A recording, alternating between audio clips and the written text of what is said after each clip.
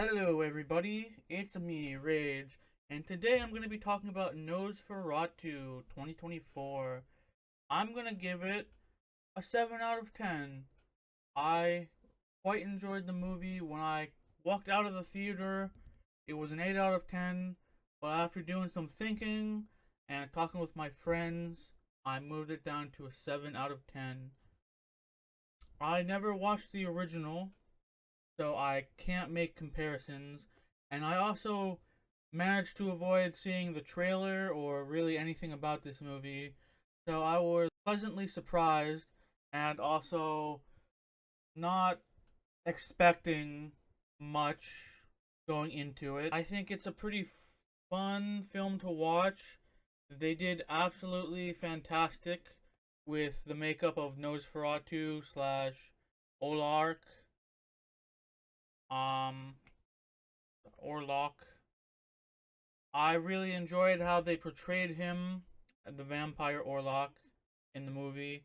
It was a breath of fresh air compared to how most vampires are portrayed in this day and age, where most vampires are like stronger, faster humans with almost all the same weaknesses that a regular vampires have, with garlic and need to be invited in and all that garbage, holy water, crosses, stakes, stuff like that. So Nosferatu Count Orlok was very cool. He has powers in the movie, and I just really love how they portrayed his powers and like his abilities. So in the movie, spoilers, because this is where I'm gonna get into actual spoilers. Nosferatu has magic, as I said, and he uses the magic to, like, he can mind control people. Well, I don't know if it's really mind control, but he can, like, no, it is. He can mind control people. He can control their body. Um, he takes a ship and travels to Germany,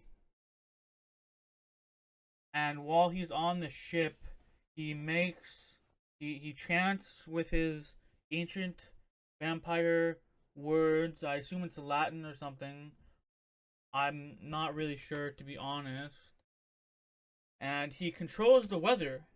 He gets it to be really stormy, raining. It's really awesome, and he uses those powers to force the ship to travel faster than it would have done otherwise. He also, once he gets to the city, uses his powers and inflicts the Black Plague upon the whole city. And we see later on that he uses his powers to like keep someone asleep. Um he can obviously control people and make them forget things that have happened to them previously. Like the main character goes to his castle in Transylvania, um, and while there, Orlok takes control of him and sucks his blood at night. And he wakes up and he doesn't remember that really. I mean, he has like visions. He thinks they're dreams of things that have happened, but he doesn't honestly know until later on that Orlok is a vampire and is the one controlling him. Speaking of, the main character is kind of stupid. I say that with full confidence that he's stupid because when he got to the castle, a lot of strange, mysterious things happen, like doors opening on their own. The castle gate opens on its own. Orlok is seemingly moving like instantaneously around the room where Hutter's where Hutter meets him. Uh,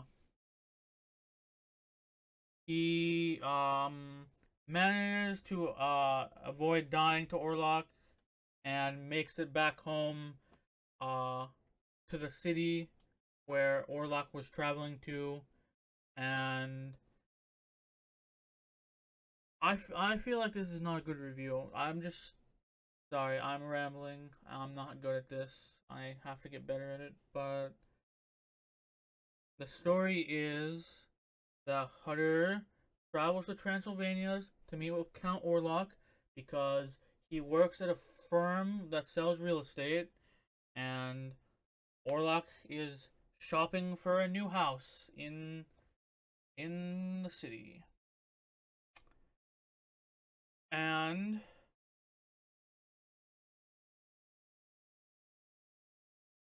it turns out that the person who runs the firm is under the control of Orlok. They have a pack of some sort. Never really explained what he gets out of it, other than Orlok getting a servant that he uses, presumably to send people to his castle, something like that. Um, Hutter's wife, Helen, has a strange vision of bad things happening, and Hutter ignores it and goes anyway. And it's a 7 out of 10 for reasons, because I feel like it's pretty slowly paced. I'm a man who likes action oriented films, uh, more fast paced films, which is part of the reason I didn't like this as much as I probably would have if I didn't. Um, the pacing is a little iffy. There are some scenes, like, I can't think of any scenes that I could remove without certain things feeling less impactful, but at the same time, it feels like certain scenes are just unnecessary, even though they're not. Um, the ending was a little not cliche, but unexpected and honestly a little dumb in my opinion. And then there's also his wife, Hutter's wife, Ellen, who has strange, mysterious powers for some reason, supposedly because she's more in more in line with her uh animalistic side, with like her primal side. But it's honestly that's pretty dumb. There's also the fact that she met Orlok before when she was younger, and I don't know. I think they had relations, and then Orlok goes back to sleep, and he only wakes back up when she actually gets married or something like that. There's a couple things in there that are confusing. Like, if Orlok was asleep until recently, then how does he have a pact with the leader of the firm? There's also the fact that I feel like because they mention that the vampires like Orlok are created from Satan, like he raised people from the dead, and they're now this undead creature, the vampire. I feel like it would have made more sense if Helen was something to do with angels or something like. Honestly, I'm not sure what I would like prefer her to be. Not I don't know. Maybe the child of an angel who uh was had under God's vision or whatever you want to call it. Uh, which I feel like would have made her connection to Orlok a little stronger. I also, like I said, I think the ending is kind of dumb. Orlok ends up there's a whole part of the story dedicated to how like Orlok and Helen are connected through some sort of bond. Um, and the movie ends with Orlok killing Helen by sucking out her blood at the end of the movie, and he's so into sucking her blood out that he doesn't realize it's become daytime.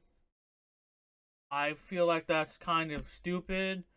I feel like Orlok is smart enough to know that, because in the movie the whole reason Orlok meets with Hutter is so he can trick Hutter into starting the nullification of their marriage.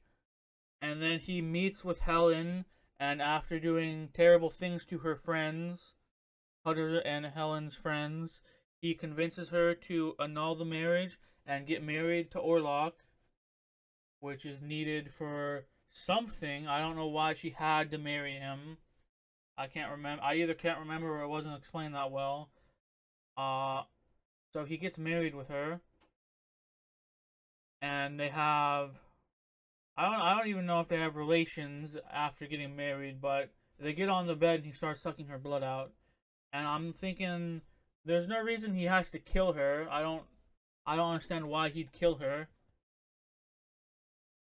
He could have lived with her for, I don't know, 50 years, however long it takes for her to die. I don't know if maybe once she gets married to the vampire, she'll become immortal. Probably not, considering she died to him, but maybe he has magic that can raise her from the dead or something.